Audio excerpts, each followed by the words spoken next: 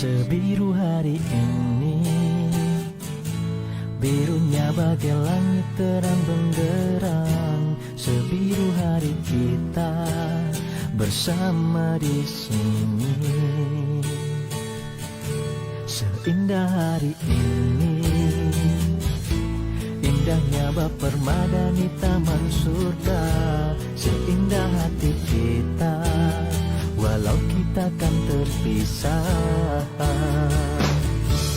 Bukankah hati kita telah lama menyatu dalam tali kisah persahabatan ilahi? Pegang erat tangan kita terakhir kalinya, hapus air mata meski kita kan terpisah. Selamat jalan teman, tetaplah berjuang, semoga kita bertemu kembali. Kenang masa indah kita sebiru hari ini.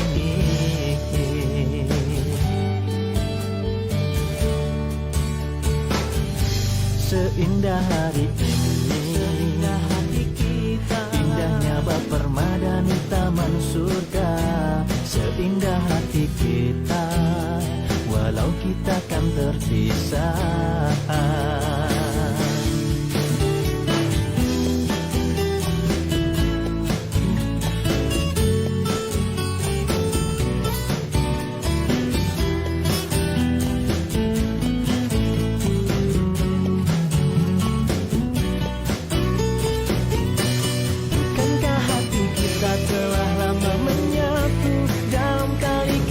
Persahabatan ilahi, pegang erat tangan kita terakhir kalinya, hapus air mata meski kita kan terpisah. Selamat jalan teman, tetaplah berjuang, semoga kita bertemu kembali. Kenang masa indah kita sebiru hari ini. Bukankah hati kita telah lama menyatu dalam tali kisah persahabatan ilahi? Pegang erat tangan kita terakhir kalinya,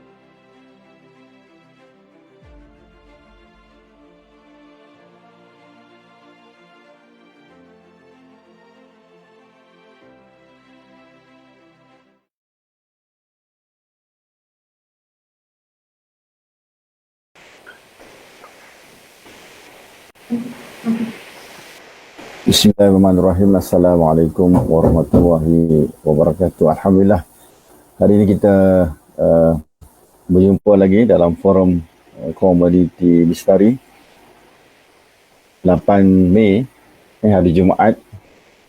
Dalam forum kali ini kita akan sekali lagi bersama dengan panelis-panelis yang kita jemput khas yang mewakili 3 segmen yang NGO, ahli akademik dan juga pimpinan mahasiswa. Alhamdulillah, ini adalah sesi yang keempat yang akan membincangkan tentang isu-isu temporari dan juga berkaitan dengan isu semasa dalam konteks kemahasiswaan dan juga kepimpinan. Jadi topik kita today a reader, tomorrow a leader. Nak menceritakan tentang kepentingan budaya ilmu dan juga bagaimana kita dapat melahirkan kepimpinan masa kini dan juga masa hadapan. Kali ini saya akan memperkenalkan panelis kita yang pertama, iaitu Encik Farid Wajdi bin Muhammad Noor, yang merupakan penasihat Kelab Pustaka dan juga pensyarah Fakulti Komunikasi, Seni Visual dan juga Perkomputeran. Apa khabar Encik Farid?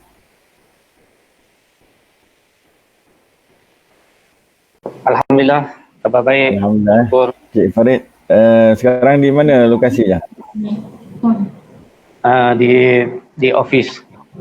Oh, di office Terima kasih kerana sudi bersama kita meluangkan masa pada pagi Jumaat ni. Hari ni pagi tak ada kuliah Tak ada. Tak ada kuliah. Office saya small office, home office. Work from home. Okey, baik, terima kasih. Panelis kedua yang merupakan aktivis sosial, merupakan pengurusi Wadah Selangor dan juga orang lama senior yang berpengalaman luas dalam pelbagai bidang, iaitu Pada Ustaz Nik Muhammad Yusof bin Nik Ismail. Apa khabar Pak Nik? Baik, Alhamdulillah. Alhamdulillah. Masih lagi terkurung di kediaman atau sudah di pejabat? Oh, sekarang ni di kantor. Di kantor Masya Allah. Kantor.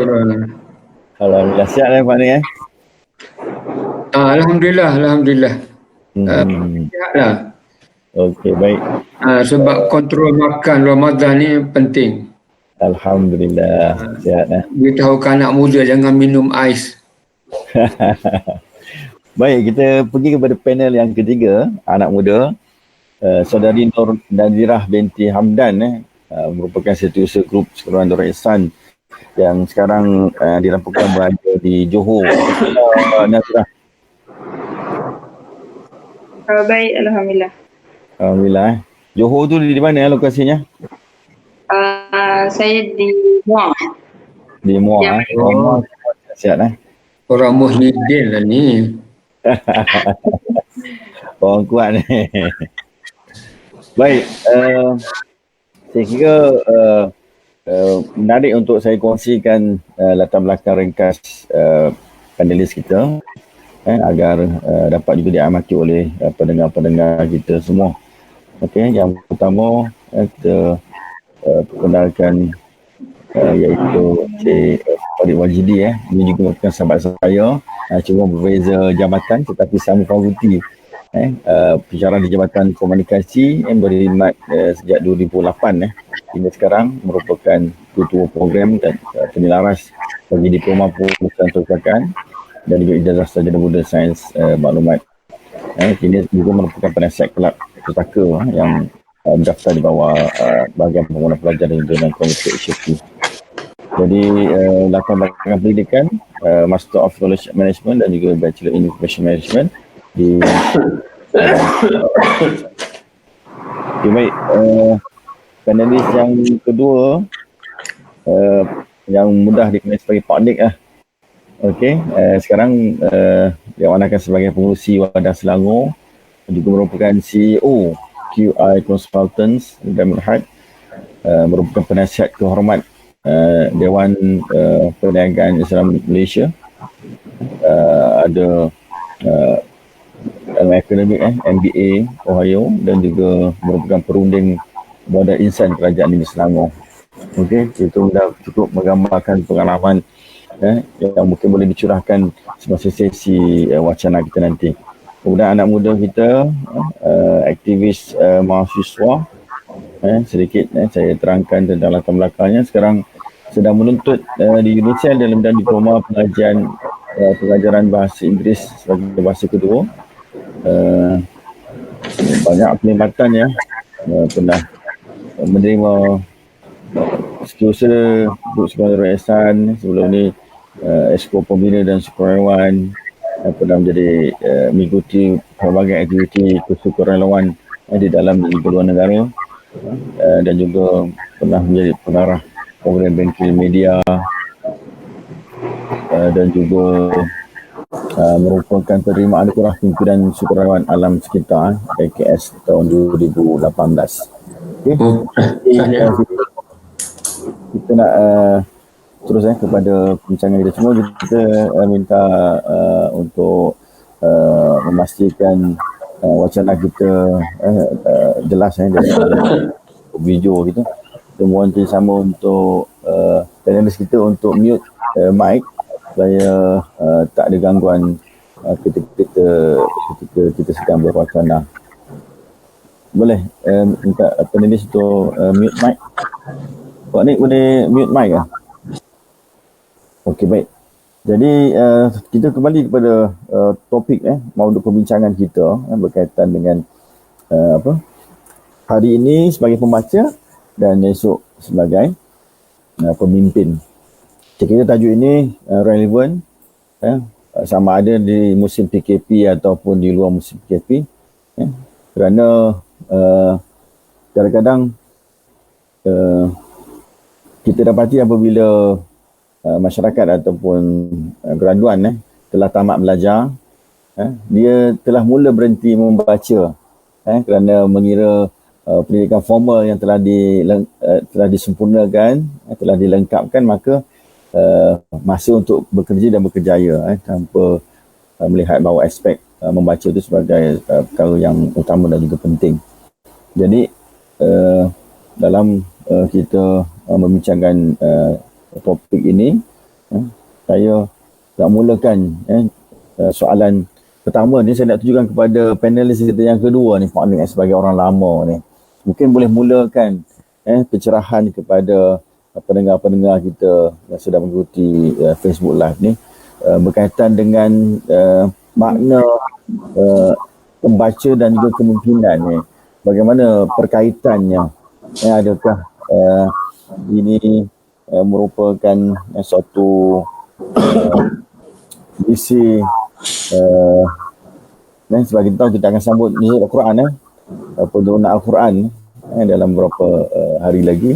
Jadi ada berkaitan dengan makna pembaca dan juga kemungkinan. Silakan Pak Nik. Baik, Assalamualaikum warahmatullahi wabarakatuh. Saudara moderator dan juga ahli panel.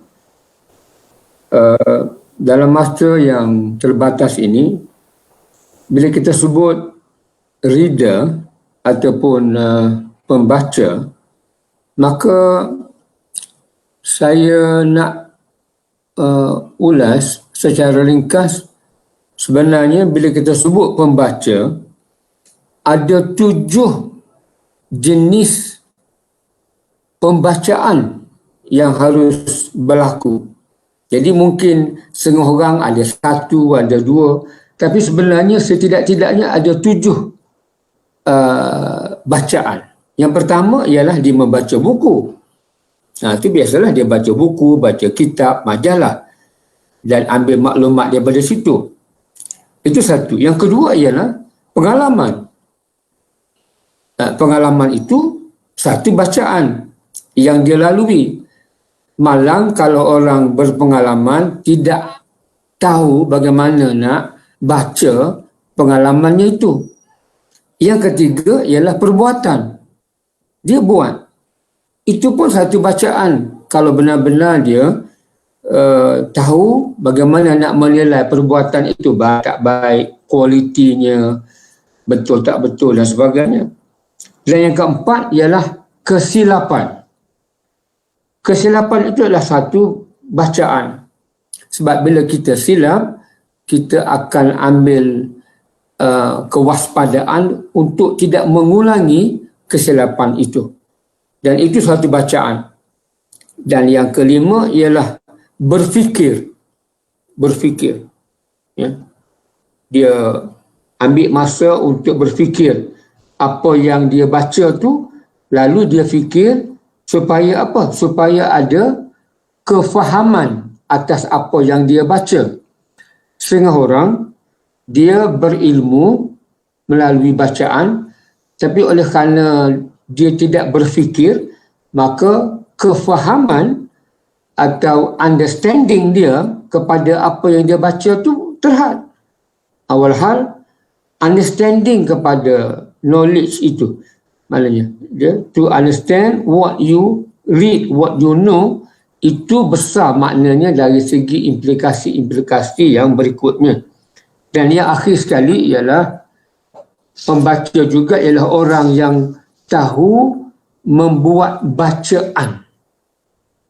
Orang yang tahu membuat bacaan, maknanya bila dia dengar sesuatu, dia terima sesuatu ataupun dia baca Quran, maka dia tahu, oh, ini maknanya apa. Jadi implikasinya besar atas tindakan dia, PL dia dan tabiat dia daripada bacaan itu. Maknanya reading, ya. Bacaan kepada situasi, bacaan kepada kondisi. Itu akan menambahkan kualiti dan juga kefahaman kepada ilmu yang dia ada. Jadi kalau itu yang kita lihat dari segi reader, pembaca, maka sekaligus itulah yang sepatut ada pada seorang ketua, seorang leader yang disebut pemimpin itu. Maka tentunya kaitan antara reader dalam konteks yang saya sebut tadi dengan pemimpin memang amat rapat dan memang dia itu macam kembar siam, ya, yang tak disahkan. Dan kita pun semua maklum sebagai para akademia, sebagai ahli aktivis masyarakat, bahawa kepimpinan itu bermula dengan kepimpinan peribadi. Sebab setiap orang daripada kita adalah khalifah, maka ianya peribadi dan dia akan dipertanggungjawabkan atas apa yang dia pimpin. So kalau begitu, maka reader dengan leader memang tidak boleh dipisahkan langsung. Dan sebab itulah bila ramai leader yang tidak reader, itu jadi masalahnya. Dia tak tahu apa, sebab orang yang tak ada apa-apa nak beri apa? Hanya orang yang ada apa-apa sahaja dia boleh beri apa-apa. Jadi so kita minta, ya, supaya selain daripada ahli akademia, ahli politik, ahli bisnes, anak kena tambah nilai kepada ilmu ini apabila dia memimpin. Sama juga dengan mahasiswa, ya, begitu. Supaya kita tidak menjadi beku. Dan akhir sekali sebelum saya serah balik kepada moderator, ia secara saintifiknya orang yang lebih banyak membaca yang sudah tidak lagi boleh diguna pakai. Saya fikir saya habis di situ dulu. Wallahualam, terima kasih banyak. Wassalamualaikum warahmatullahi wabarakatuh. Waalaikumsalam warahmatullahi wabarakatuh. Baik, Pak Nik, itu kupasan pemula untuk memberi pencerahan berkaitan antara pembaca dan juga kepemimpinan. Jadi pembaca ni bukan definisinya rigid, tetapi lebih luas, bukan sekadar baca buku atau kitab, tapi bagaimana kita melihat dan juga membaca situasi, keadaan di luar sana dan juga pengalaman, bahkan kesilapan-kesilapan kita. Itu satu perkara nilai untuk kita tekuni.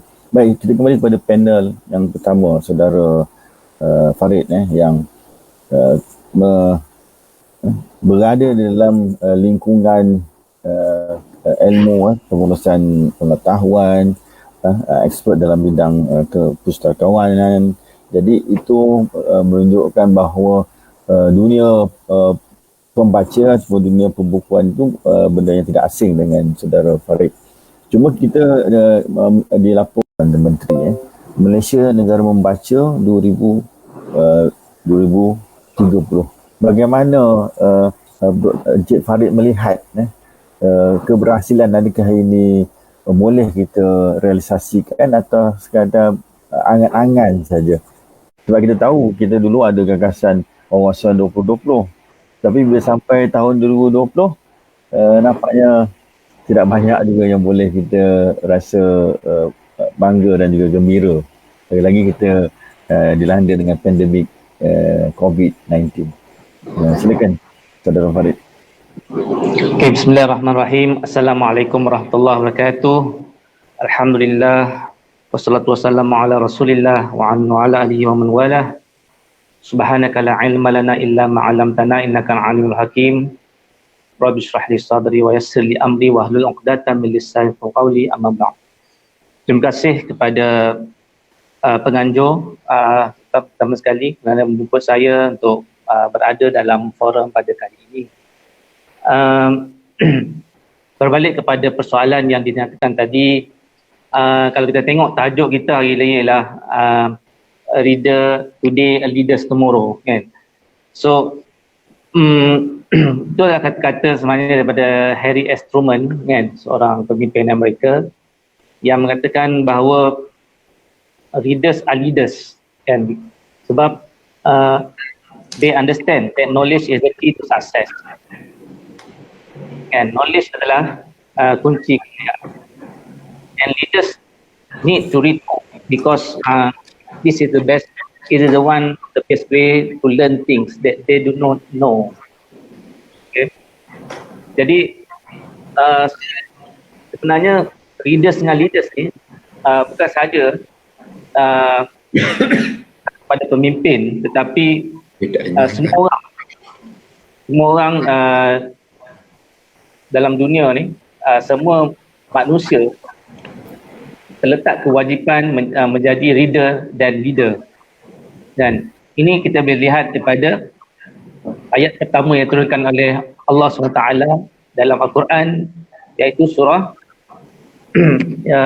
Iqra bismi rabbikal ladzi khalaq, surah Al-Alaq. Iaitu bacalah dengan menyebut nama Tuhanmu yang menciptakan. Ini menunjukkan bahawa Allah SWT meletakkan pembinaan manusia itu perlu kepada ilmu, dan ilmu itu perlu kepada pembacaan. Jadi berbalik pada soalan tadi, ada di mana negara kita ni sebenarnya sedang menuju ke arah negara maju yang sepatutnya tahun 2020 ni. Tapi yang kita lihat, tahun 2020 merupakan tahun ekonomi pun merudum, semua orang stres, hilang pekerjaan dan sebagainya. Bagaimanapun kerajaan telah mengasaskan gagasan untuk menjadikan Malaysia negara maju ni melalui rakyatnya. Jadi antara usaha yang dilakukan dan sebagainya, dan the list akan terus kata ya. Kan? Tetapi yang penting hari ini, kalau saya tanya, sudahkah anda membaca 30 minit sehari? Yang itu tak ramai yang akan menjawab ya. Dah baca WhatsApp dah 30 minit. Baca WhatsApp. Ya, Okey. 2 jam bukan 10 minit. Ha. Jadi kalau kita kata membaca itu penting, tapi kita juga tidak membaca.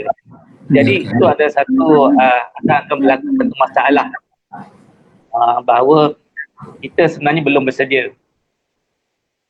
Bagaimanapun saya melihat usaha ini harus didukung dan disokong oleh semua peringkat, bermula daripada rumah, sekolah, universiti dan juga kerajaan. Apa yang saya lihat dalam ke arah menjadikan negara ini negara membaca,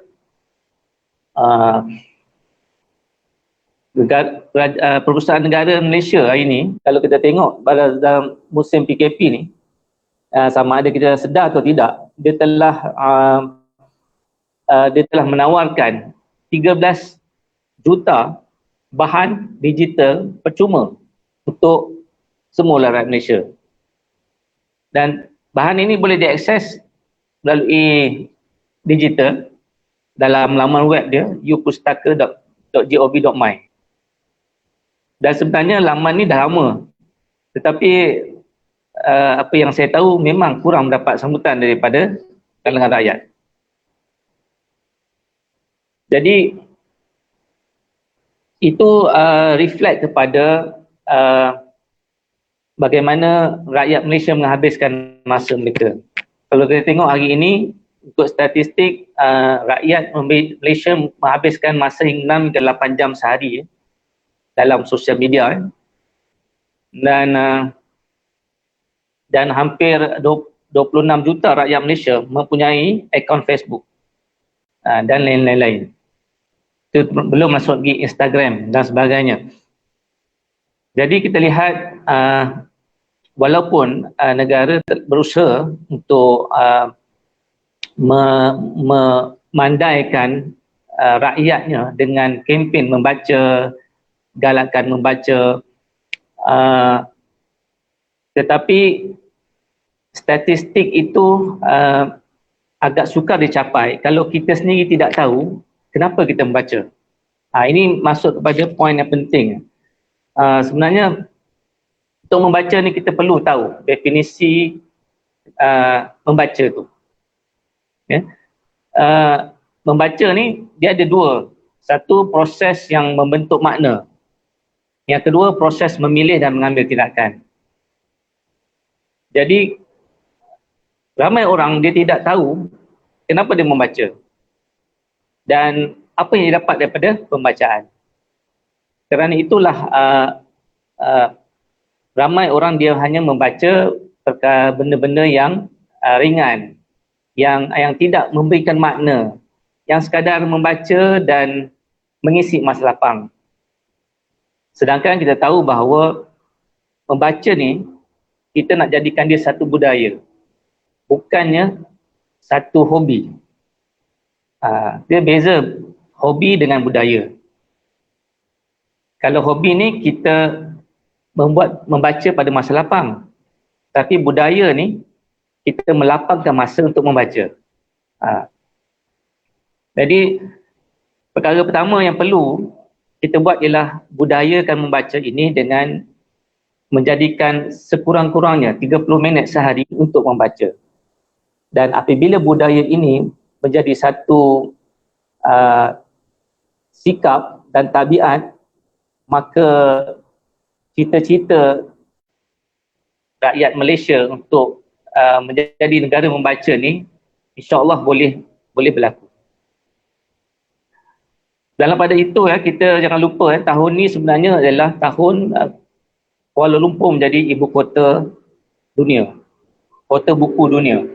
Kuala Lumpur terpilih menjadi kota buku dunia, yang mana sepatutnya pelancarannya pada bulan 4 ni. Tapi akibat COVID-19, perkara itu tertanggung. Dan ini sebenarnya satu pengiktirafan dunia kepada Malaysia. Walaupun Malaysia jauh tertinggal dari segi NOP World Culture Score Index di kalangan negara-negara lain, yang lebih banyak menghabiskan masa membaca. Tetapi kita sudah mula bergerak ke arah itu. Dan negara kita kalau ikut indeks itu hanya membaca 3 jam. 3 jam je seminggu. Tetapi negara lain, contohnya India, lebih 10 jam.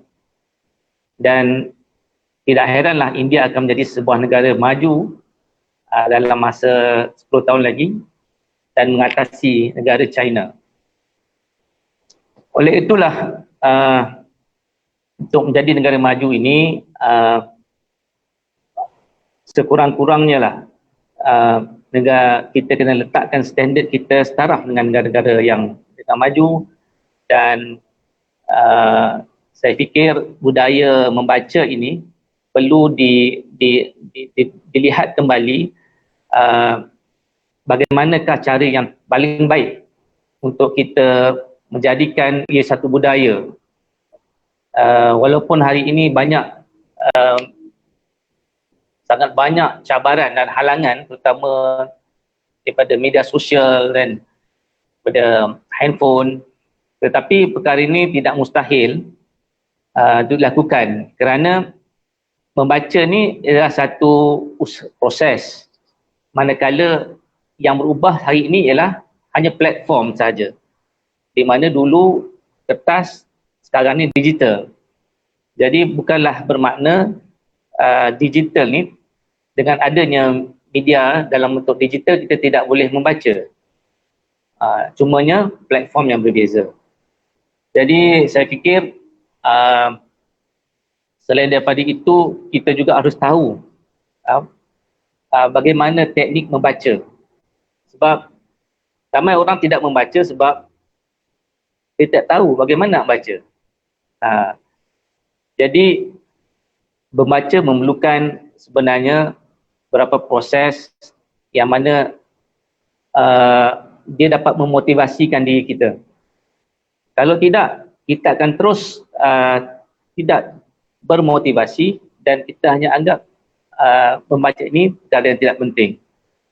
Jadi untuk next, selepas ini saya akan ceritakan sedikitlah mungkin beberapa teknik untuk kita membaca dengan cara yang betul supaya kita termotivasi dan akan menjadikan budaya ini, membaca ini satu budaya, insyaAllah. Baik, terima kasih kepada Saudara Farid yang memberikan buah fikirannya berkaitan dengan harapan untuk kita menjayakan gagasan dekat membaca kebangsaan, hashtag Malaysia Membaca. Jadi saya ingat itu sebagai suatu tamparan juga kepada kita rakyat Malaysia, walaupun dalam laporan mengatakan bahawa kadar celik huruf rakyat Malaysia ni 94%, hampir 100% ni yang pandai membaca ni ramai mengikut UNESCO Institute for Statistics. Tetapi rata-ratanya rakyat Malaysia yang membaca sekadar 15 ke 20 buku setahun. Ini menunjukkan jurang yang boleh membaca, tapi yang membaca tu masih lagi sedikit lah. Jadi kita nak bertanya kepada anak muda. Kita mungkin kenal Malcolm X, seorang tokoh daripada Amerika Syarikat, ataupun nama Muslimnya sebagai Al-Haj Malik Al-Shabazz, yang mana beliau ni kematian ibu ayahnya, kemudian dijaga di rumah anak yatim, dan mereka bersekolah dengan orang kulit putih. Kita tahu Malcolm X ni orang kulit hitam, dan dia rasa sangat terkesan apabila cita-citanya untuk pegang dipelecehkan oleh gurunya yang rasis, yang mengatakan dia hanya boleh menjadi tukang kayu berbanding menjadi seorang peguam, sehingga dia rasa tidak mahu lagi belajar, tidak mahu lagi membaca, sehinggalah dia menjadi orang yang liar dan akhirnya dia dimasukkan di dalam penjara. Dan di dalam penjara tu ada satu yang menarik, apabila dia menghabiskan masa yang panjang di dalam perpustakaan di penjara. Dan di situ juga dia belajar menekuni buku-buku dan juga mengenali Islam di dalam penjara. Jadi saya nak tanya kepada saudari Nadirah. Mungkin Nadirah boleh kongsikan bagaimana Nadirah juga terinspirasi untuk membaca buku. Kenapa mahasiswa kita ni kena membaca buku dan bagaimana membaca ni dapat memupuk dan mengasah sifat kepemimpinan. Nadirah sendiri sebagai seorang pemimpin organisasi pelajar, jadi bagaimana membaca ni mendorong seorang itu menjadi seorang pemimpin yang boleh berfungsi dalam organisasi atau dalam masyarakat. Silakan Nadirah. Bismillahirrahmanirrahim. Assalamualaikum warahmatullahi wabarakatuh. Pertama sekali, terima kasih kepada pengajar utama Komnet Malaysia. Line saya tak? Teruskan. Okey.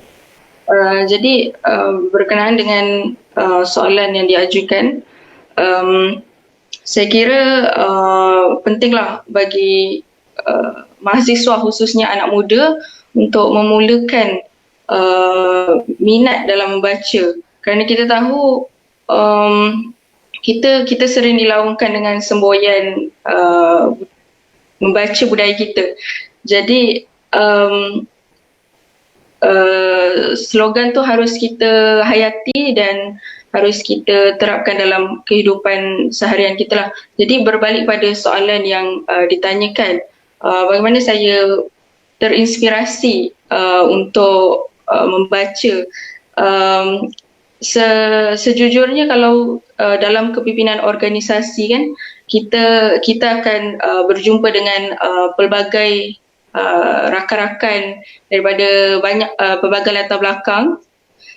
Jadi pentingnya untuk kita dalam sesebuah organisasi ataupun dalam kelompok rakan-rakan kecil untuk mencari rakan-rakan yang suka membaca.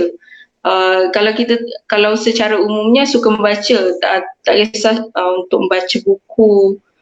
Sekarang ni kan pelbagai bahan bacaan yang boleh kita dapati dalam digital yang seperti disebutkan oleh Encik Farid Wajri tadi. Jadi melalui rakan-rakan yang suka membaca juga mempengaruhi kita sebagai anak muda, khususnya mahasiswa, untuk suka juga membaca.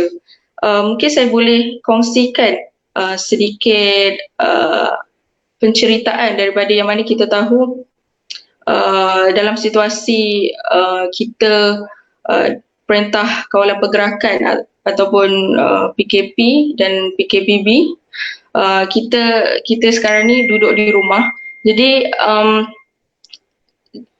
apa yang boleh saya katakan, duduk di rumah juga macam yang katakan tadi, bila kita duduk di rumah masa kita lebih panjang. Rulung tu menjadi panduan dan pembacaan bagi kami lah. Jadi nak menunjukkan sifat membaca dalam kalangan mahasiswa tu sangat penting, kerana daripada kisah-kisah seperti yang melalui pembacaan yang kita baca, tidak kiralah kita baca buku tu ataupun kita baca sesuatu bahan bacaan tu melalui digital ataupun sebagainya daripada buku dan sebagainya, ia dapat membentuk satu peribadi dan dapat memotivasikan diri kita untuk menjadi seorang pemimpin.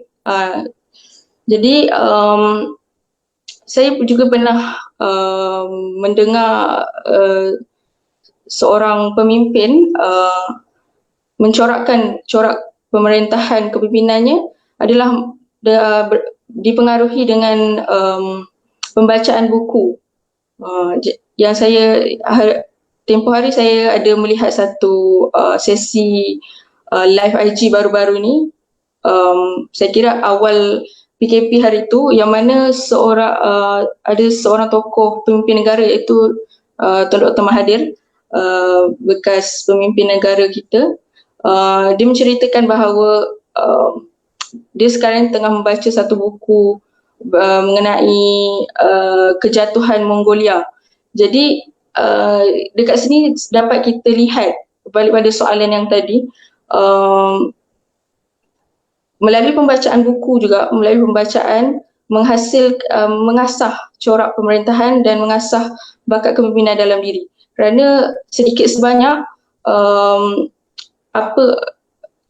idea ataupun lontaran ilmu dalam buku ataupun bahan bacaan yang kita baca tu mempengaruhi kepimpinan kita, mempengaruhi corak kepimpinan dan secara tak langsung mengasah bakat dan potensi diri sebagai pemimpin. Khususnya kalau saya sendiri dalam organisasi yang kecil, adalah sangat penting untuk kita membudayakan baca, kerana itu merupakan salah satu platform lah bila kita ada dalam sebuah organisasi, platform untuk mencari ilmu tu ataupun membudayakan bacaan tu, membudayakan baca lebih mudah kerana kita dah ada satu platform. Saya kira itulah mungkin sedikit sebanyak berkenaan dengan inspirasi dan pengalaman yang boleh saya kongsikan setakat ni tentang bagaimana kita pembacaan dipengaruhi oleh rakan-rakan yang suka membaca. Kadang-kadang dengan menghadiahkan rakan-rakan buku pun merupakan satu tindakan yang baguslah, saling berkongsi buku. Kalau di peringkat kepimpinan organisasi, seperti yang dianjurkan oleh grup sukarelawan Darul Ihsan sendiri, memang setiap pemimpin itu digalakkan untuk membaca sekurang-kurangnya satu buku satu bulan. Baru-baru ni dekat kepimpinan kami membuat pelancaran kempen membaca, iaitu sukarelawan membaca, yang mana sekarang ini kita boleh dapat bila kita membaca dan kita kongsikan kepada rakan-rakan kita. Sebagai contoh, mungkin sekarang kan di peringkat dalam peringkat kawalan kekerasan ni, pembacaan yang baik adalah bila kita baca dan kita kongsikan kita kongsikan apa yang dah kita baca kepada rakan-rakan kita di media sosial. Dan sekarang ni kalau platform yang kami gunakan adalah semua digital. Jadi itulah sedikit sebanyak mengenai bagaimana inspirasi dan juga pengalaman baca tu dapat mengasah potensi dan bakat kita. Baik, Nat. Terima kasih atas perkongsian bagaimana Nadirah mendapat inspirasi dan juga beberapa dorongan boleh Hamka misalnya menjadi contoh yang merubah cara fikir dan merubah masyarakat dengan mulakan dengan membaca. Jadi kita pergi kepada panel Pak Nik. Pak Nik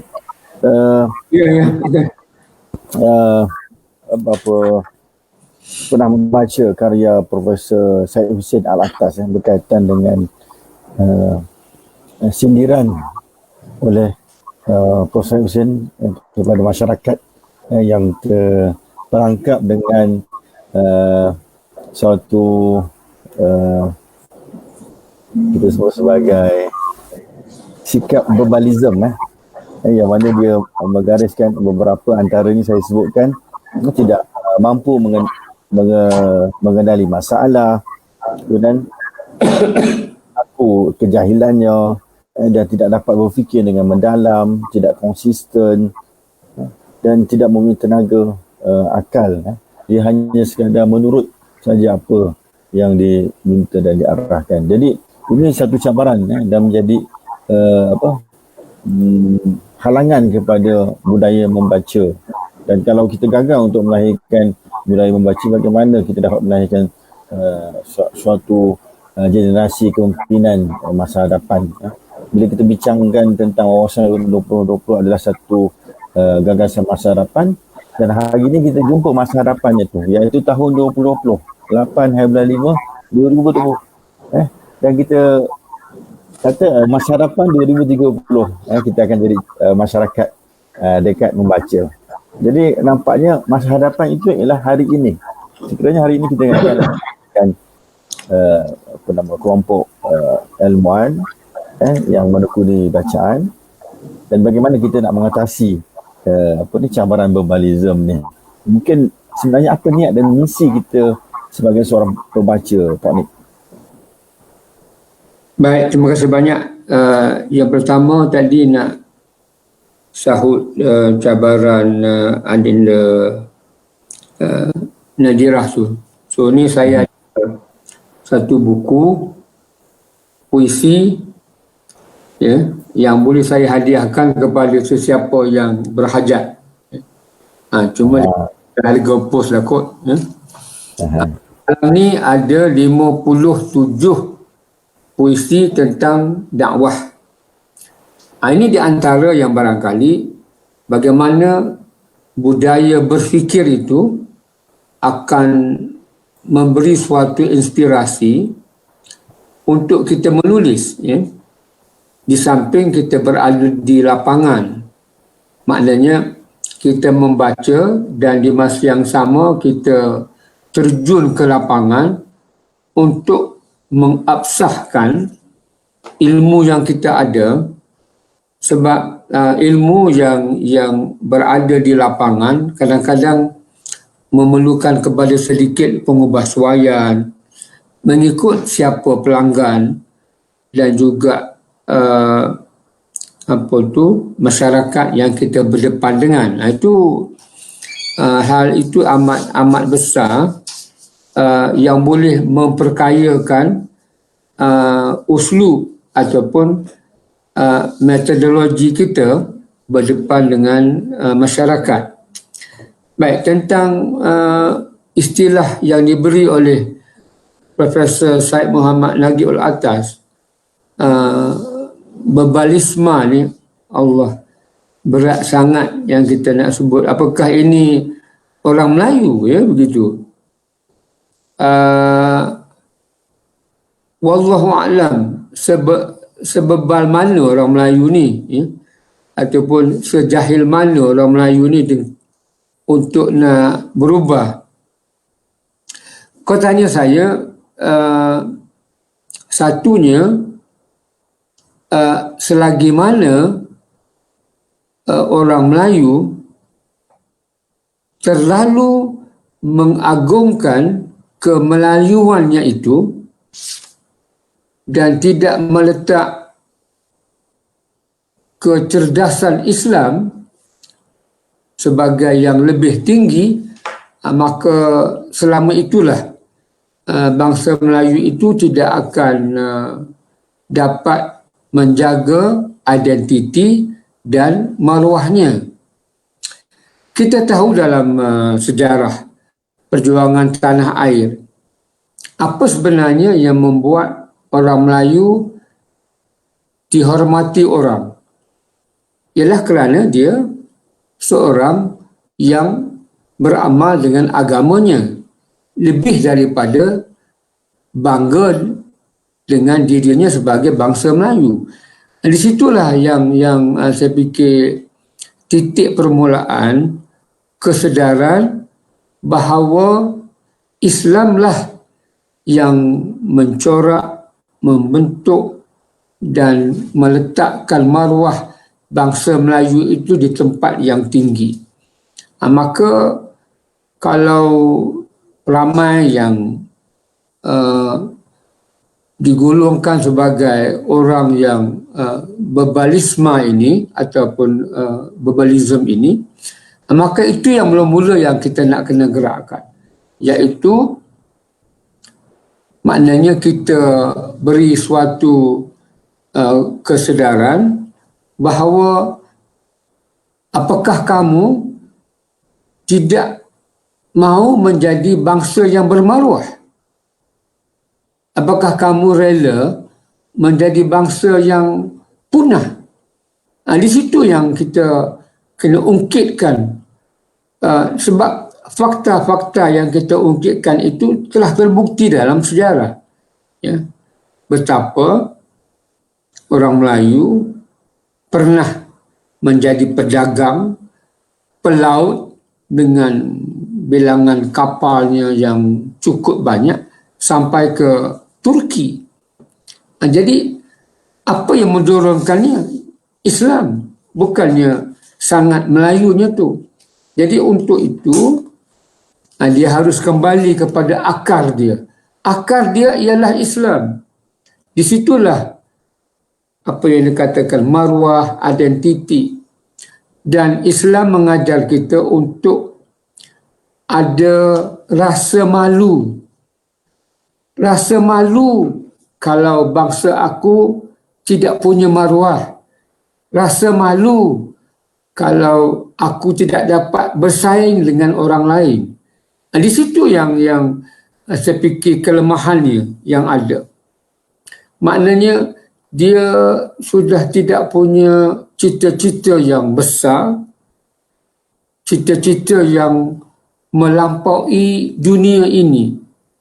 Walhal kita digalakkan untuk berfikir bukan hanya untuk keselamatan dunia, tapi keselamatan di akhirat. Begitu sekali besarnya pengaruh Islam yang sepatutnya mendorong kita menjadi suatu bangsa yang terhormat, yang kita tidak perlu mengemis untuk mendapat penghormatan orang.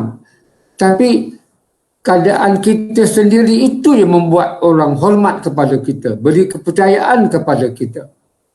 Sebab itu Islam meletakkan dua elemen ini serentak, iaitu digunakan ungkapan al-qawiyyu al-aminu. Maknanya al-qawi kuat, profesional, mahir, terampil, tetapi digandingkan dengan al-amin yang boleh dipercayai, trustworthy. Di situ yang kita nak bina untuk nak mengurangkan jumlah yang bebal ini, iaitu al-qawi, profesional, mahir, terampil, dan di masa yang sama dia itu orang yang amanah. Jadi maknanya kedua-dua itulah yang membuat dia menjadi bangsa yang kuat, yang dihormati orang. Tentunya dalam konteks Islam, bila kita sebut bangsa yang kuat, ianya berarti bangsa itu kuat tanpa merosakkan, tanpa menghina orang lain. Tentunya kesalingan, hidup bersama, coexistence, harmony, melihat kelebihan-kelebihan pada bangsa lain, itu adalah sebahagian daripada Islam yang juga, dan dalam konteks Malaysia itu penting untuk kita melihat. Cuma yakinlah bahawa kekuatan Islam yang ada pada kita itu mampu membawa orang lain, bangsa lain, agama lain sedia untuk menghormati kita, berdamping dengan kita, berdagang dengan kita, sebab dia yakin anda ni orang yang boleh dipercayai. You are orang yang beramanah. Di situ yang kita nak binanya, kekuatan kita dalaman itu. Jadi kalau itu yang ada, maka kita boleh yakin, terbukti dalam sejarah, termasuk sejarah di negeri China, iaitu apabila kerajaan dinasti Ming, kalau tak silap saya, kenapa dia memberi amanah yang begitu besar kepada Cheng Ho ataupun nama disebut Cheng Ze. Dan dia itu seorang admiral Islam. Kerana keupayaannya itu. Al-Qawiyu Al-Aminu. Dia terampil dan juga sekaligus dia itu boleh dipercayai. Sedangkan agama yang dipegang oleh dinasti itu ialah sama ada Taois ataupun komunis. Di situ yang kita nak cuba bebaskan diri kita daripada budaya berbalisma ini. Sebab itu saya moderator, bagaimana Umar Al-Khattab, Khalifah Islam yang kedua, pernah menyarankan bahawa biarlah anak kamu itu dapat menguasai ilmu yang sesuai dengan zamannya. You just imagine ungkapan dia itu. Maknanya, terasnya Al-Quran, terasnya syariah, tetapi ilmu semasa wajib dikuasai, bukan sunat, bukan pilihan. Termasuk orang-orang yang tua-tua macam saya ni. Harus peka dengan teknologi semasa. SDG dengan 4.0 dengan teknologi internet macam ni. Dia kena belajar. Walaupun dia bukan pakar. Namun maknanya sebab itulah saluran ilmu. Itulah saluran ataupun media yang cukup cepat, pantas, yang disebut oleh Bill Gates sebagai selaju udara, ya, selaju cahaya. Ilmu itu bergerak. Tinggal lagi apakah ilmu itu fake ataupun hate. Di situ je. Ya. Kalau fake atau hate, dan kita mencipta dan kita menghimpun dosa-dosa yang besar yang bakal kita hadapi besok di padang mahsyar.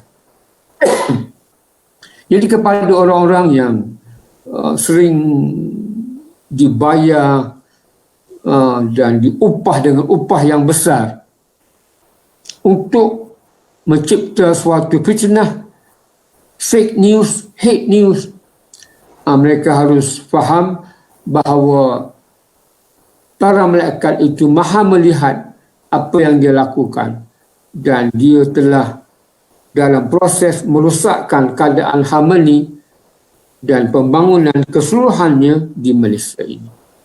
Maka kalau itulah masih banyak berlaku dengan diupah dan dia hanya mengikut pemikiran tokirnya sahaja, maka baiklah dia mati lebih awal, ya, supaya dosanya tak banyak sangat. Sebab inilah golongan bebalism yang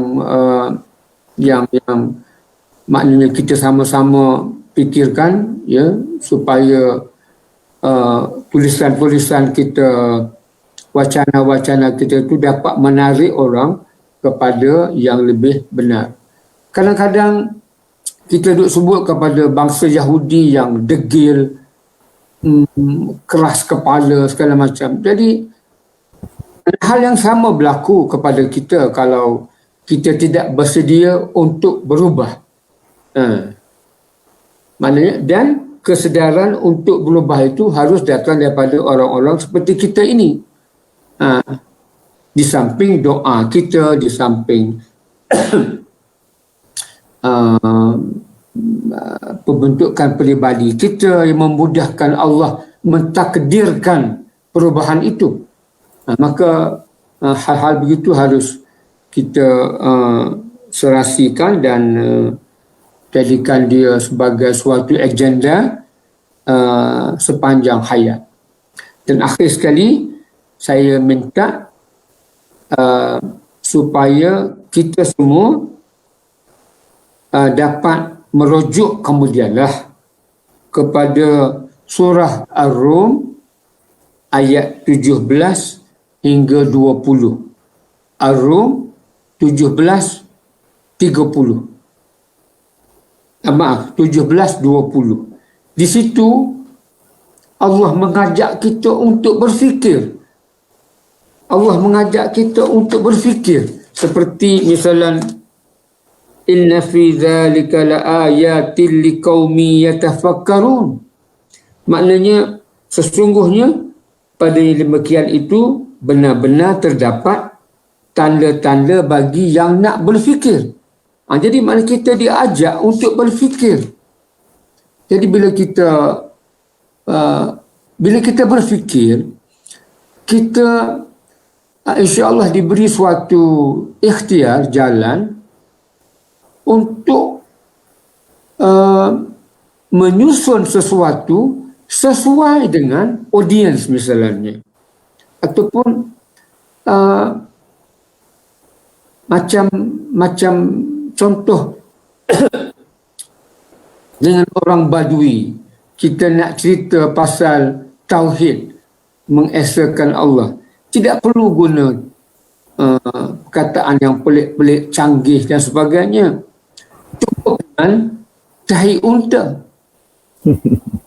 Ya, ajak dia dengan unta-unta dia tu, sebab Badui dengan unta ni sama je. Ya, unta tu Badui, dia sama. Ya, baunya pun sama. Maka kita tunjuk ini tahi unta. Betul, ada tahi unta kerana apa? Kerana adanya unta. Maka ini kamu ada, maka kamu ada, maka adanya pencipta kamu. Jadi mudah akidahnya dengan maknanya meletak ilmu sesuai dengan orang yang kita berdepan dengan itu juga satu pahala besar, ya. Satu pahala besar untuk kita merenung dan sebagainya. Kira-kira begitulah saudara moderator, ya. Kalau tak jawab semua, saya minta Farid jawab. Wassalamualaikum. Waalaikumsalam. Terima kasih kepada Pak Nik yang menekankan tentang asas profesionalisme dan juga nilai amanah sebagai seorang pembaca dan juga pemimpin dalam kita melawan sindrom globalisme yang telah disindir oleh Profesor Hussein Alatas. Kita pergi kepada panelis saudara Farid. Jadi saudara Farid menyebut tentang teknik membaca, dan kita tahu mungkin buku yang awal diperkenalkan di Malaysia ialah buku How to Read a Book, The Ultimate Guide by Mortimer Adler, yang mana buku ini telah diterjemahkan dalam bahasa Melayu oleh Dewan Bahasa dan Pustaka sekitar tahun 80-an, 90-an. Ketika itu diperkenalkan oleh Datuk Seri Noor Ibrahim, dan buku ini diterbit sejak tahun 1940 daripada Amerika Syarikat. Dan kalau buku terkini berkaitan dengan teknik membaca, buku yang ditulis oleh Zaini Ujang, iaitu membaca, motivasi dan kaedah. Mungkin Pada Farid boleh kongsikan sebenarnya apa teknik kaedah yang terbaik untuk kita nak menggalakkan masyarakat untuk membaca. Sebab ini adalah ciri penting, langkah awal dalam kita nak melahirkan pemimpin masa depan yang daya intelektual dan juga daya fikir yang luas. Silakan. Okey, terima kasih. Bertemu kembali. Tentang persoalan saya menarik mendengar tadi tentang sindrom berbalisme yang telah pernah diceritakan dalam buku saya Alatas dulu ya. Kenapa sindrom ni berlaku? Kerana itulah sebab membaca ni. Dia satu, membaca ni dia kena berfikir. Dan berfikir ni yang sebenarnya ada masalah, kan? Ramai orang tidak suka untuk berfikir. Jadi sebab itulah mereka suka membaca perkara-perkara yang ringan, yang santai, yang tidak perlu kita dianalisis. Kalau kita lihat hari ini, kalau anda tengok surat khabar, apa yang paling laris di Malaysia? Kan? Mengikut statistik, daripada dulu sampai hari ini, surat khabar yang paling laris di Malaysia ialah Harian Metro. Kenapa Harian Metro paling laris? Yang mencapai jumlah pembaca yang ratusan ribu. Ini kerana sebab tengok headline dia. Kan? Headline dia ialah cerita-cerita tentang benda-benda yang mistik, benda-benda yang luar biasa,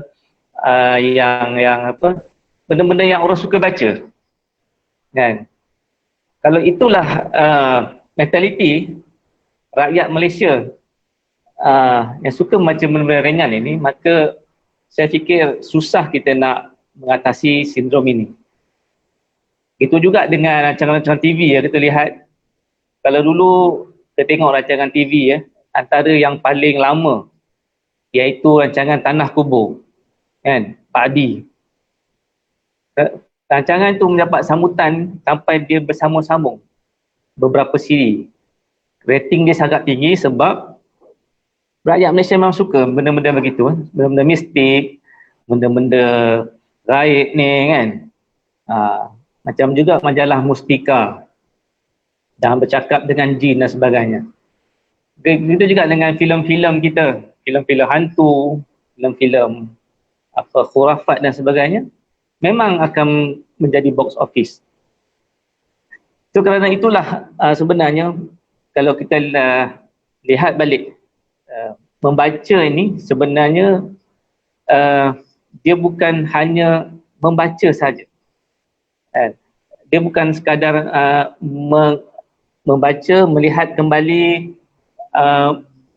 apa yang tertulis, tetapi ialah yang lebih patut ialah meneliti dan memahami makna dan tujuan bacaan tu. Dan kalau kita tengok kalau sebut baca, orang-orang jutawan dalam dunia ni, macam tadi Pak Nik ada sebut tentang Bill Gates kan. Bill Gates ni walaupun dia orang antara paling kaya dalam dunia, dia memang meluangkan masa membaca hampir 50 buah buku setahun. Begitu juga dengan Warren Buffett, orang paling kaya di dunia. Dia akan spend 5 ke 6 jam sehari untuk membaca. Dan seorang lagi, Mark Zuckerberg. Kenal tak Mark Zuckerberg? Ataupun dikenal sebagai Mark Zuckerberg. Dia pun seorang jutawan, milioner, bilioner yang hari-hari kita pakai Facebook dia. Dia baca at least one book every 2 weeks. Sesibuk-sibuk dia pun, dia baca rupanya satu buku. Dan anda boleh google lah, sampai dia ada satu online book club dalam internet dan boleh tengok buku-buku yang dia baca. Yang menariknya, buku-buku dia memang yang aras tinggi. Kalau kita lihat, salah satunya yang saya ingat ialah buku Muqaddimah karya Ibn Khaldun. Itu pun dia baca. Jadi untuk menjadi insan yang membaca yang kata-kata sebenar ni, sebenarnya kita harus membaca perkara-perkara yang aras tinggi, yang memberi makna kepada kehidupan kita, yang kita dapat amalkan dalam kehidupan. Itulah arti kata membaca yang sebenar. Kalau kita lihat dari sisi yang lain, dari sisi agama, membaca Quran itu juga adalah membaca. Tetapi berapa ramai orang yang hanya membaca, mungkin melihat terjemahan dan juga hanya sedikit yang melihat tafsiran. Tetapi Quran itu harus dibaca lebih daripada itu. Kan? Daripada kita tilawah, kita faham Quran, terjemahan, kita baca tafsir. Yang lebih penting kita harus tadabbur dengan ayat-ayat Quran itu dan juga tazakur. Apa maksud tadabbur dan tazakur? Tadabbur ni kita menggali lebih dalam. Apakah yang dimaksudkan dengan ayat-ayat itu? Manakala tazakur ialah kita mengambil ibrah atau peringatan apa yang kita boleh amalkan dalam kehidupan. Dan inilah yang dilakukan sepatutnya oleh setiap orang, bahawa dia betul-betul melaksanakan tuntutan membaca ini kepada diri dia. Sebab tu kita lihat bila kita tanya ramai orang kata dia malas membaca kan. Kita pun saya pun sampai hari ini saya pun hairan kenapa orang malas membaca lebih-lebih lagi zaman sekarang ni. Kalau kita tengok mahasiswa pun tidak membaca. Pelajar-pelajar sekolah lagi dah tak baca. Kalau saya pergi ke library memang kurang orang sekarang pergi library. Mana-mana library pun. Apatah lagi kalau pergi library kanak-kanak, yang baca mak dan ayah je. Anak-anak ni buat apa? Dia pergi cari komputer juga. Sebab ini zaman komputer kan. Dia tak baca buku-buku yang ada. Kenapa ambil kos ni? Tak tahulah. Saya dapat kerana ibu bapa suruh kan. Saya pun tak minat. Jadi sebenarnya itulah masalahnya kita ni, bahawa mereka ni sebenarnya dia sendiri tak tahu apa yang dia nak. Dia sendiri tak tahu kenapa dia harus membaca, kenapa dia berada dalam dunia ni dan ke mana dia nak pergi. Itulah sebenarnya big why yang orang kata sekarang ni kan, big why yang ramai orang tak tahu, ramai orang tak ada. Kenapa? Apa matlamat dia? Apa maqasid dia yang harus dia berada? Jadi membaca ini kalau kita bukan nak jadikan dia budaya, tapi dia memang sebenarnya budaya kita. Itu adalah diri kita. Kan? Sebahagian dari hidup kita. Kerana kita digunakan akal. Dan makanan akal ialah ilmu. Jadi tanpa membaca, bagaimana mereka nak dapatkan ilmu? Jadi to back to the basic lah. Jadi satu lagi halangan yang membuatkan minat ni sangat banyak sebenarnya kan. Antaranya macam saya kata tadi, mereka tidak tahu bagaimana nak baca. Jadi saya fikir dalam masa terbatas ni saya tak sempatlah nak ceritakan learn how to read kan. Anda boleh cari buku-buku yang telah disebutkan tadi. Cumanya teknik membaca ni sebenarnya banyak kan. Kalau anda Google, banyak teknik membaca. Antaranya kita membaca secara bersuara kan, dipanggil bacaan secara mekanis, bacaan secara mentalis iaitu membaca secara senyap, bacaan secara pantas iaitu speed reading atau intensive reading, membaca secara scanning kan. Kita scan pembacaan cepat, teknik skimming kan. Skimming ni kita membuat kilas pintas lalu kan. Membaca secara superficial, secara survey dan banyak lagi lah teknik-teknik yang saya rasa tak cukup masa lah kalau kita nak ceritakan satu persatu. Dan antara teknik yang biasa lah kita dengar dululah daripada dulu, teknik SQ3R kan. S tu survey, Q tu question, 3R tu read, recite and review. Itu juga ada satu teknik dipanggil teknik KWLH, know, want, learn and how.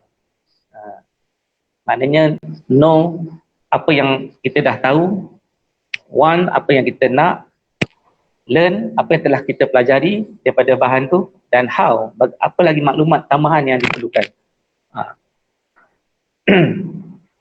Dan banyak teknik lain seperti saya kata tadi, macam Al-Quran tu sendiri, 4 teknik yang kita kena ada adaptasikan dalam kehidupan bila baca Quran. Dan bulan Ramadan ni cukup masa yang sangat sesuai dengan masa yang kita ada, ruang yang masa bersama keluarga di rumah, dan inilah masanya untuk kita betul-betul tadabbur dan mentazakkur ayat-ayat Quran itu agar kita dapat keberkatan dalam bulan Ramadan, kita dapat menjadikan Al-Quran itu sebagai inspirasi dan motivasi dalam kehidupan kita. Dan yang penting sebenarnya setelah Big Why tadi, kita harus tanamkan mindset yang betul. Dan mindset membaca ni, kita kena letakkan membaca ni satu benda yang positif, satu benda yang seronok, yang benda yang kita minat. Kalau benda tak minat, memang apa pun yang dilakukan memang tak minat. Jadi jadikan dia satu mindset dari budaya. Dan dalam membina teknik ini, untuk membaca, untuk menanam minat, kita harus ada strategi lah. Strategi contohnya Al-Quran dalam bulan Ramadan ni, kena ada strategi bagaimana nak menghabiskan 30 juzuk dalam masa 30 hari. Kena ada strategi lah. Maknanya satu hari berapa? 1 juzuk. 30 hari 30 juzuk. Kalau tak cukup, kita share. Ayah baca 10 juzuk, mak baca 10 juzuk, anak baca 10 juzuk. Nanti kita gabungkan sekali 30 juzuk. Itulah. Banyak lagi lah cara-cara. Dan juga tools, yang keempatnya tools, kita harus ada alat lah. Alat bukan saja alat bantu bacaan, tetapi juga mekanisme untuk membaca ni, kita kena jadikan dia satu amalan. Terutama hari ini saya rasa cukup ruang dia cukup baiklah pada masa sekarang dengan pandemik ini. Saya fikir cukup ramai yang ada hari ini di rumah stres sebabnya terlalu banyak melihat skrin. Dan saya fikir lepas ni ramai akan sakit mata, ramai yang akan pening kepala kerana terlalu banyak menghabiskan masa depan skrin. Jadi bacaan ini seelok-eloknya lah kalau boleh kita pegang. Buku tu kita pegang. Walaupun ada dalam bentuk digital, tetapi sebenarnya dalam bentuk fizikal tu yang terbaik. Kan? Macam Al-Quran lah. Al-Quran ni tak sama baca fizikal dengan baca.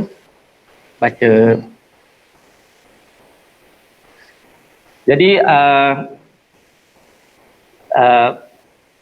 ada pepatah mengatakan great readers make great writers, and great writer make great communication. Great communicators make great persuaders, and great persuaders make a good society. Jadi dalam menuju ke arah information society, knowledge society, and a good society ni, kita memulakan juga langkah dia dengan membaca. Wallahu a'lam. Terima kasih. Dijelaskan yang panjang lebar, menjadi suatu perhatian oleh semua yang mengikuti wacana kita pada hari ini. Jadi saya ingat teknik itu, okey, kita boleh adakan satu sesi khas dengan saudara Farid untuk belajar teknik membaca, dan mungkin perlu juga subjek elektif bagaimana kita beritahukan khusus-khusus tertentu untuk mengajar mahasiswa kita membaca, bagi mengatasi masalah malas membaca dan tak tahu membaca. Okey, kita pergi kepada panelis kita yang ketiga, saudari Nadira. Saudari Nadira berada di dalam kampus bersama dengan rakan-rakan mahasiswa. Jadi mungkin juga tahu apa faktor mahasiswa ni tak suka membaca, dia dah baca tak faham ke atau bagaimana, dan bagaimana kita boleh memupuk rasa semangat, minat untuk membaca tu. Mungkin silakan Nadira. Bismillah. Jadi sebenarnya kalau kita cakap segelintir mahasiswa tak suka membaca, apa faktor-faktornya. Perkara ni pun dialami oleh kadang-kadang kan kita punya ada sifat malas kan dalam diri, dan benda ni pun diutarakan oleh rakan-rakan saya, macam mana nak tanam sikap suka membaca ni. Sebab kita tahu kan mahasiswa seolah-olah mahasiswa pada ketika ni lah hilang semangatnya dalam membaca, kerana kalau dulu mungkin kita boleh sebut tentang faktor mobility fizikal, iaitu kita tak punya kemudahan untuk pergi ke perpustakaan pada ketika dululah. Tapi sekarang ni saya kira tiada alasan untuk tak membaca, kerana kita sekarang ni di zaman teknologi yang moden didedahkan dengan pelbagai sumber bahan bacaan, rujukan melalui internet.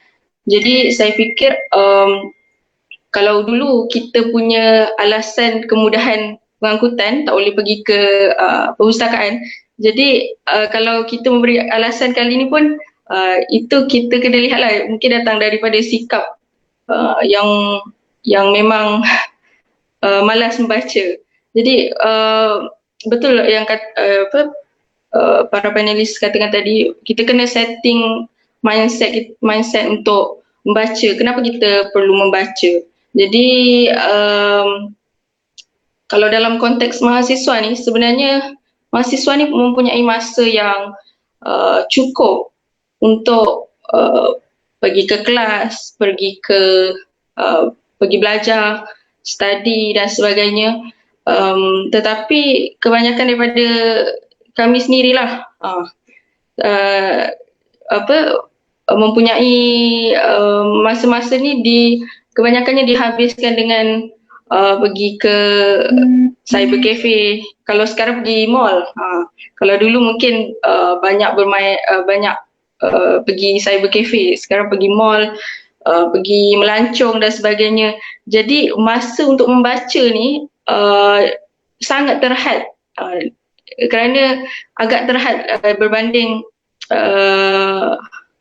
masa yang kita ada lah. Jadi itulah yang menjadi kebimbangan, yang mana mahasiswa kini menghabiskan masa hanya di bilik tidur, menghabiskan masa makan, tidur dan borak. Jadi berkaitan dengan bagaimana untuk memupuk sifat membaca tu, saya kira godaan-godaan untuk godaan yang beginilah membuatkan mahasiswa tidak meluangkan masa untuk membaca, tapi lebih banyak melayari internet. Kadang-kadang macam moderator kata tadi, kita layari, kita tengok WhatsApp pun dah 30 minit kan, mungkin lebih. Kalau mungkin kadang-kadang kita meluangkan masa dekat internet ni lebih lama daripada kita membuat tugasan lain. So, mungkin dalam satu hari tu kita luangkan masa dengan internet ni dalam hampir 5 ke 6 jam, saya kira. Dan bagaimana untuk memupuk sikap membaca, nak memulakan minat membaca dari kalangan mahasiswa, anak muda terutamanya, saya mengambil saya mengambil kata-kata ataupun nasihat daripada para senior saya, yang mana untuk memulakan minat membaca ni adalah dengan kita mula membaca bahan bacaan yang kita suka. Contohnya kita suka baca buku apa? Contohnya kita suka baca buku genre seram. Mulakan membaca dengan baca buku tu, sebabnya ini untuk memupuk minat dari di peringkat awal. Kalau dah di peringkat yang seterusnya, mungkin dah boleh mempelbagaikan bahan bacaan. Jadi bila kita dah kita dah semai minat membaca tu dengan bahan bacaan yang kita suka, kita boleh tukar pelbagai bahan bacaan. Sebagai contoh, mungkin kali ni baca buku yang kita suka, contohnya yang tadi saya katakan seram ke ataupun novel. Anak muda kan suka baca novel-novel cinta kan, jadi boleh mulakan dengan tu, walaupun mungkin kita tengok sebagai novel bukan realiti, tapi nak menanam sikap membaca tu boleh mulakan dengan membaca buku yang kita minat. Yang kedua, bila kita dah semai dengan bahan baca, dah semai minat untuk membaca buku yang kita suka, kita tukar pula pada genre-genre yang lebih bermanfaat lah, lebih baik lah kan. Contohnya buku tentang kepimpinan. Kalau saya memulakan minat untuk membaca ni adalah dengan membaca majalah Solusi, sebab saya suka melihat majalah Solusi tu mempunyai banyak segmen, contohnya segmen tentang sirah,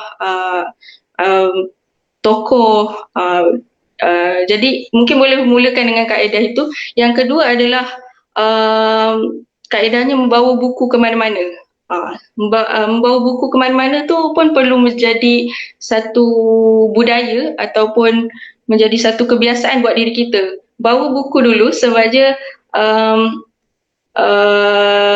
praktis untuk membawa buku pun membantu kita untuk mencintai buku ataupun minat membaca tu sendiri.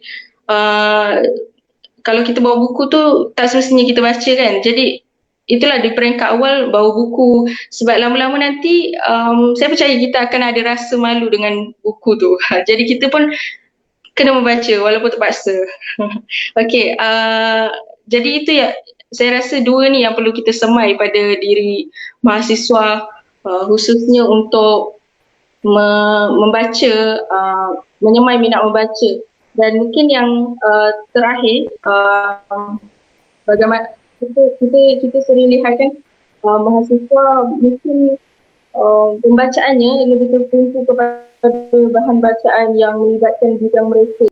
Jadi kalau saya sendiri dalam bahasa Inggeris, asyik baca buku bidang bahasa Inggeris je. Jadi kita tak kita tak meluas lah, tak mengembangkan idea.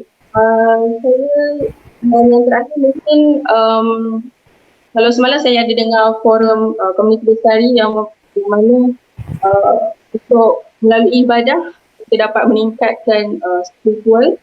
Jadi kalau dalam konteks ni, membaca dapat meningkatkan ataupun menasah idealisme. Okey. Baik, terima kasih kepada saudara Naira yang menjelaskan kaedah-kaedah untuk memupuk budaya membaca. Jadi kurang-kurang bawalah buku masing-masing untuk rasa cinta dan juga rasa malu kepada buku tersebut lah bila nak baca ni kan.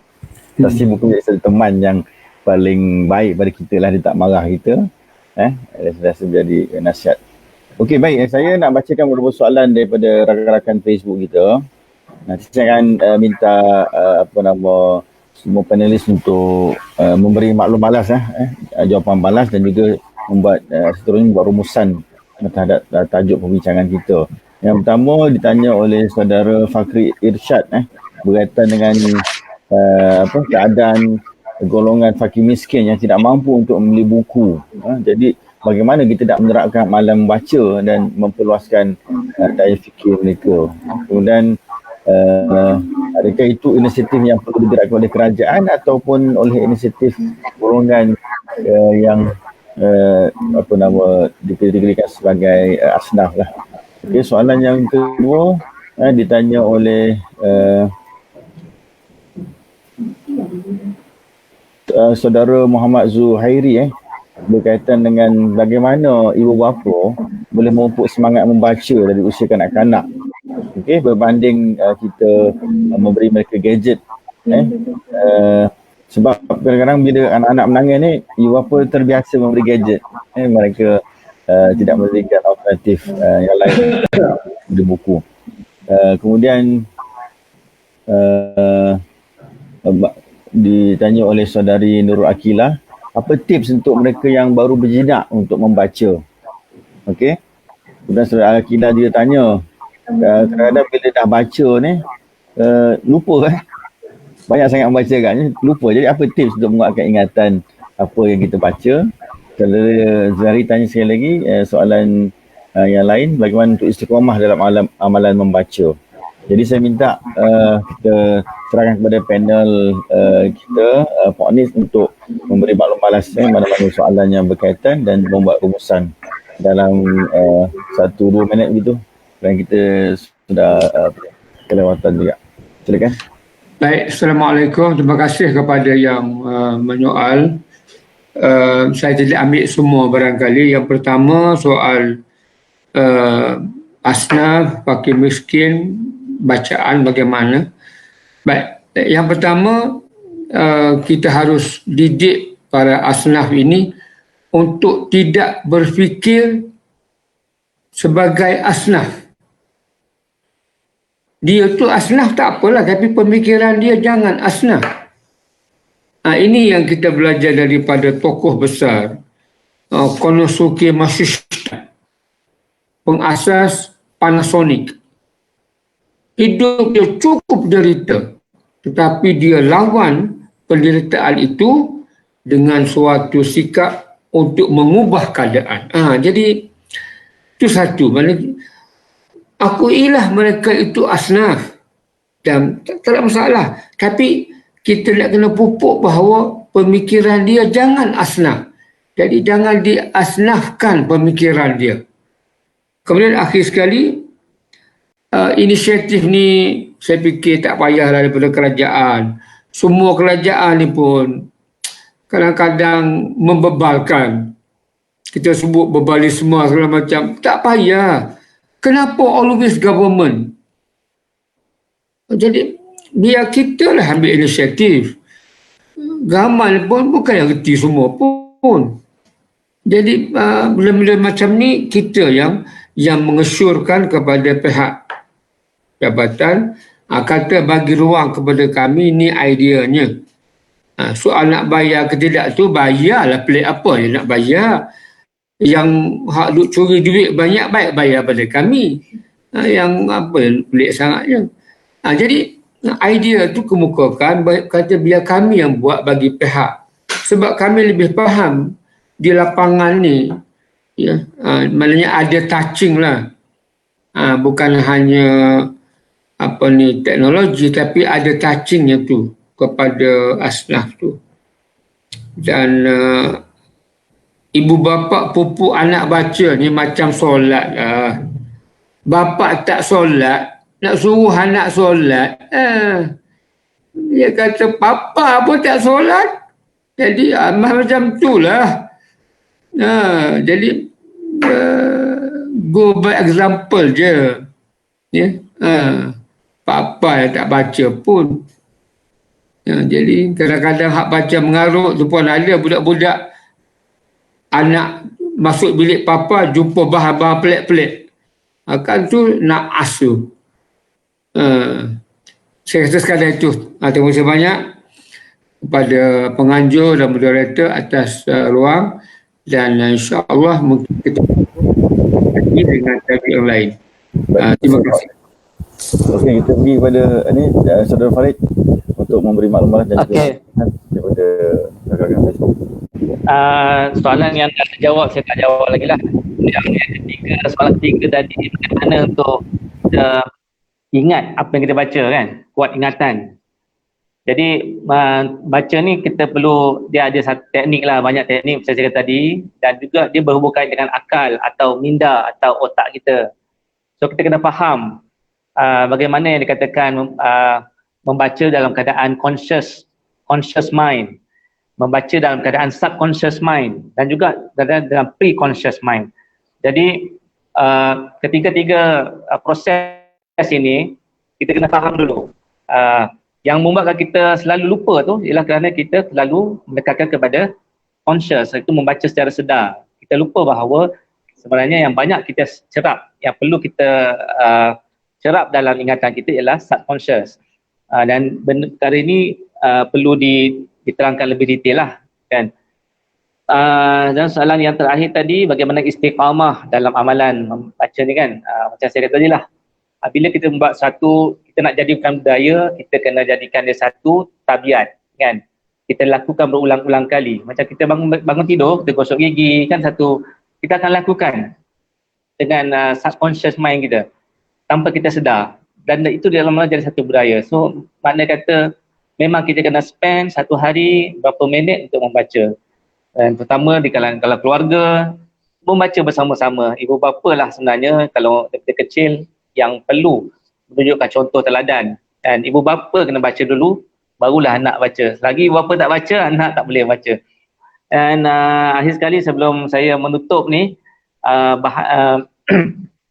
sebut bahawa dalam kita memilih bahan pembacaan ni, seelok-eloknya kita pilih, dia ada 4 kita ada urgent and important, important but not urgent, urgent but not important, and not urgent and not important. So kita kena tahu keutamaan kita.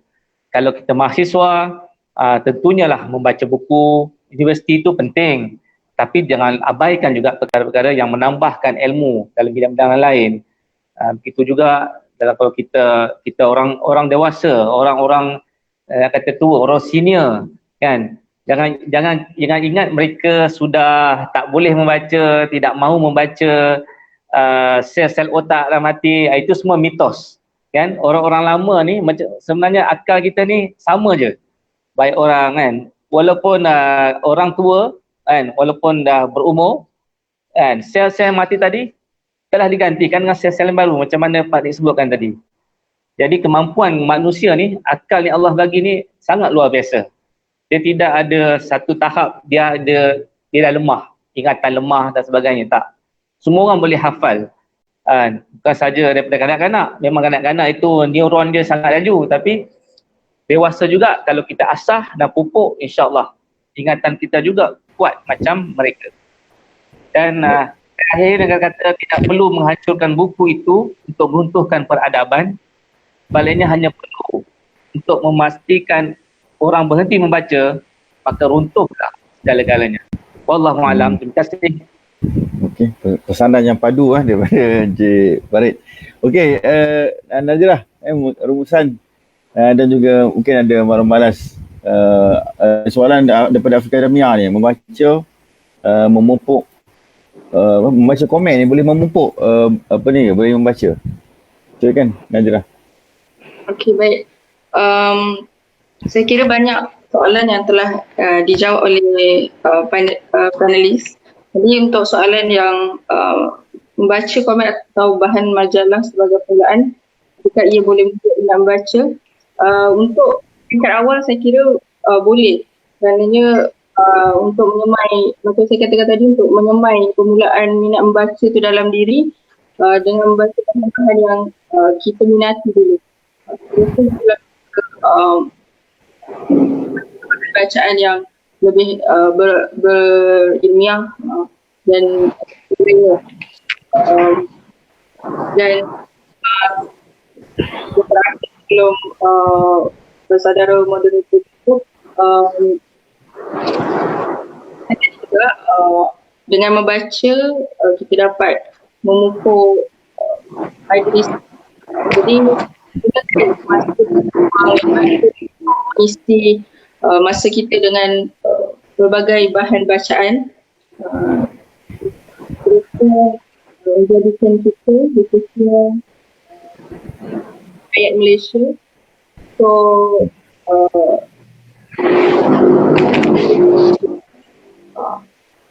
itu saja. Wallah. Baik, terima kasih kepada Nazirah atas maklumat dan rumusan tu. Jadi saya kira semua pendengar, rakan-rakan Facebook yang sedang mengikuti wacana kita ni dapat mengambil satu tindakan yang wajar. Kita kena lakukan perubahan, kita kena membuat anjakan paradigma sebagaimana yang dibincangkan tentang pendidikan formal yang kita ikuti di sekolah tadika, sekolah menengah sampai ke peringkat universiti. Tapi jangan lupa ada dua lagi, kaedah pendidikan dan juga tidak kurang penting, iaitu non-formal dan juga informal.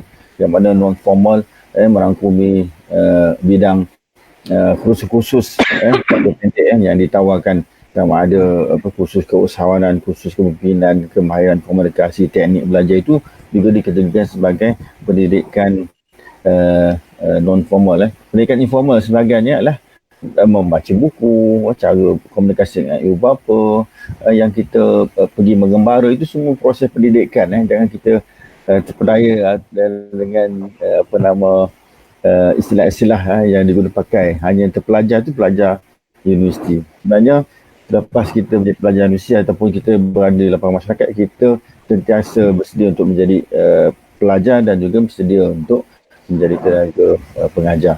Terima kasih kepada semua, terima kasih kepada Pak Nik, terima kasih kepada Tuan Farid, terima kasih kepada dari Nadira atas perkongsian dan juga pencerahan ini. Jadi insya-Allah terima kasih kepada semua yang mengikuti forum community study. Kita akan jumpa lagi pada esok dengan topik yang tidak kurang menarik juga. Terima kasih semua. Assalamualaikum warahmatullahi wabarakatuh. Waalaikumsalam warahmatullahi wabarakatuh.